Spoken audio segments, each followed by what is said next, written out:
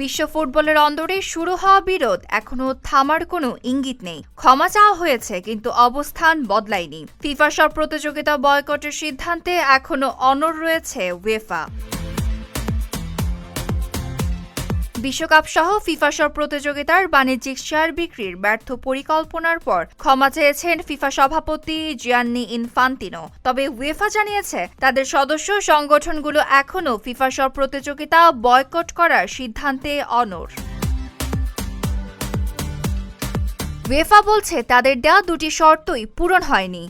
এক, প্রধান প্রতিযোগিতাগুলো বিক্রির প্রস্তাব প্রত্যাহার করতে হবে।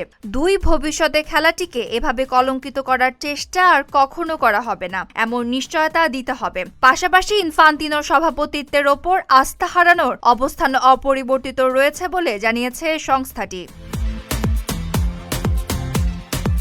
এদিকে বিশ্ব ফুটবল খেলোয়াড়দের সংগঠন ফিফপ্রো ইনফান্তিনোর বিরুদ্ধে সভাপতির ক্ষমতার অপব্যবহারের অভিযোগ তুলেছে। ইংলিশ ফুটবল অ্যাসোসিয়েশন তার পুনর্নির্বাচনের প্রতি সমর্থন প্রত্যাহার করেছে। আর অ্যামনেস্টি ইন্টারন্যাশনাল বলেছে, বর্তমান সংকট ফিফার পরিচালন কাঠামোর সংস্কারের প্রয়োজনীয়তাকে সামনে এনেছে। Desk report, Dhaka post.